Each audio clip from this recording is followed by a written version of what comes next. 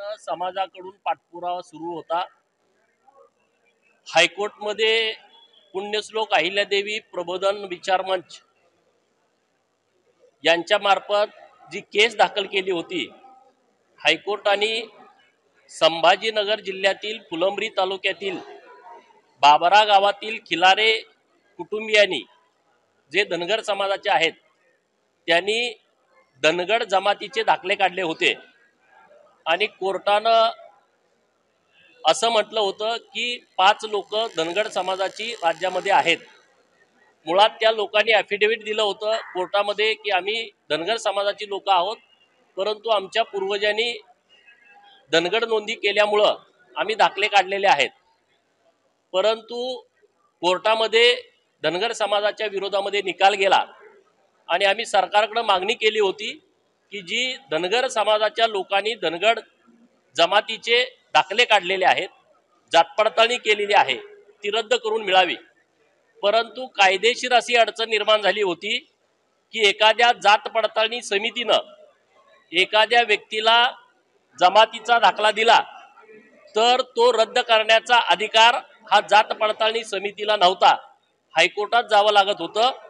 आज राज्य सरकारनं आजच्या कॅबिनेटमध्ये एखाद्या जात पडताळणी समितीनं एखादं प्रमाणपत्र दिलं, जात पडताळणी दिली आणि ती जर बोगस निघाली तर तो रद्द करण्याचा अधिकार हा जात पडताळणीला दिलेला आहे।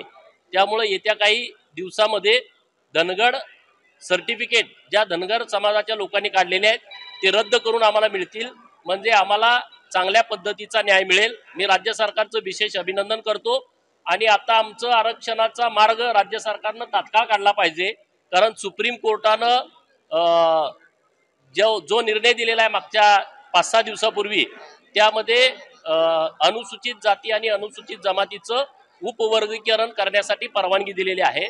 तर आता कुणाचा विरोध असायचं धनगर समाजाच्या आरक्षणाला कारण नाही। धनगर समाजाचं आमचं वेगळं आरक्षण जर दिलं त्यामध्ये तरी आम्हाला काही हरकत नाही। हे बघा, बांगलादेशमध्ये काय घडलं, तिकडं इराकमध्ये काय घडलं, इराणमध्ये काय घडलं, हे रेग्युलर सुरू आहे। भारत देशाचं जी परिस्थिती आहे आणि केंद्र सरकार ज्या पद्धतीनं काम करतंय ते एक वेगळ्या पद्धतीनं काम करतंय। विरोधक बोंबलत राहतात, विरोधक टीका करत राहतात, बांगलादेश सारखं होईल, अमुक होईल, तमुक होईल।